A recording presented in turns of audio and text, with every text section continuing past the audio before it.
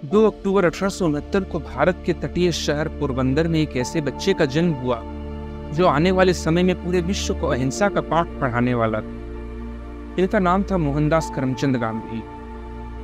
भारतीय स्वतंत्रता संग्राम में इनके योगदान के कारण इनका नाम इतिहास के पन्नों में लिखा गया। लेकिन इनकी लाइफ से जुड़ी कंट्रोवर्सीज भी कम नहीं है। आज इस वीडियो में हम इसी टॉपिक पर बात करेंगे कि कैसे विदेश में पढ़ाई कर वकालत करने वाला एक व्यक्ति भारतीय स्वतंत्रता संग्राम से जुड़ गया और क्या कारण है कि बड़ी संख्या में इस हस्ती की आलोचना भी की जाती आ रही है। मोहनदास करमचंद गांधी, जो आगे चलकर महात्मा गांधी के नाम से प्रसिद्ध हुए, करमचंद गांधी और पुतलीबाई के बेटे थे। उनके 2 बड़े भाई लक्ष्मीदास गांधी और करसनदास गांधी और एक बड़ी बहन रलियत बेन गांधी के बाद महात्मा गांधी अपने माता पिता के चौथे संतान थे। 1883 में मात्र 13 साल की उम्र में उनकी शादी कस्तूरबा से हो गई। भारत में अपनी स्कूली शिक्षा पूरी करने के बाद गांधी कानून की पढ़ाई करने के लिए इंग्लैंड की यात्रा पर निकले। यह एक ऐसा निर्णय था जिससे स्वदेशी और विदेशी के प्रति उनकी समझ को आकार देने में महत्वपूर्ण भूमिका निभाई।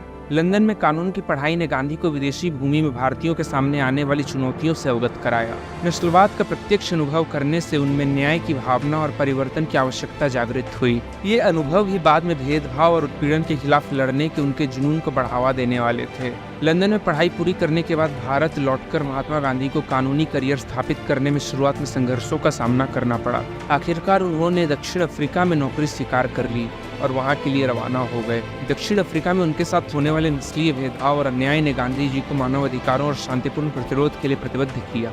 दक्षिण अफ्रीका में कई वर्ष बिताने के बाद गांधी जी 1915 में स्वदेश लौट आए और सविनय अवज्ञा आंदोलन का नेतृत्व किया। ब्रिटिश शासन के खिलाफ भारत में गांधी जी की पहली बड़ी भागीदारी चंपारण और खेड़ा सत्याग्रह आंदोलन के दौरान थी। इन अहिंसक विरोध प्रदर्शनों का उद्देश्य अनुचित व्यवहार और कराधान का सामना करने वाले किसानों की दुर्दशा को संबोधित करना था। इन आंदोलनों के माध्यम से गांधी जी ने रोजमर्रा के भारतीयों के संघर्षों की ओर ध्यान दिलाते हुए अहिंसक प्रतिरोधों की शक्ति का प्रदर्शन किया। इस प्रकार धीरे धीरे वह भारतीय स्वतंत्रता संग्राम का हिस्सा बन गए। 1920 में गांधी जी ने असहयोग आंदोलन शुरू किया, जिसमें भारतीयों से ब्रिटिश संस्थानों, वस्तुओं और सेवाओं का बहिष्कार करने का आग्रह किया गया था। यह आंदोलन स्वतंत्रता संग्राम में एक निर्णायक मोड़ साबित हुआ। ब्रिटिश शासन के खिलाफ भारतीय जनता की एकता को प्रदर्शित करते हुए उनके आंदोलनों को बड़े पैमाने पर देश की जनता का समर्थन मिला।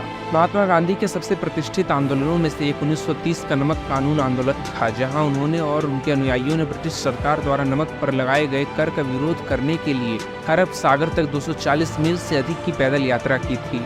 गांधी जी के इस आंदोलन ने अंतर्राष्ट्रीय ध्यान को अपनी ओर आकर्षित किया और स्वतंत्रता के लिए भारतीयों के दृढ़ संकल्प को उजागर किया। बाद में 1942 के भारत छोड़ो आंदोलन ने स्वतंत्रता के लिए संघर्ष को और तेज कर दिया। इस दौरान कई बार उन्होंने अनशन भी किया और उन्हें जेल भी जाने पड़े। आजादी की बढ़ती मांग के साथ गांधी जी के अथक प्रयास आखिरकार 1947 में सफल हुए, जब भारत को ब्रिटिश शासन से आजादी मिली। इस वीडियो में हमने जाना कि महात्मा गांधी कैसे भारतीय स्वतंत्रता संग्राम में शामिल हुए और उसका नेतृत्व किया। इसकी उल्लेखनीय यात्रा यह साबित करती है कि एक व्यक्ति का दृढ़ संकल्प पूरे देश को प्रेरित कर सकता है। लेकिन कैसे महात्मा गांधी कई कंट्रोवर्सीज में फंसते चले गए, इसे हम अगली वीडियो में जानेंगे। तब तक के लिए जय हिंद, जय भारत।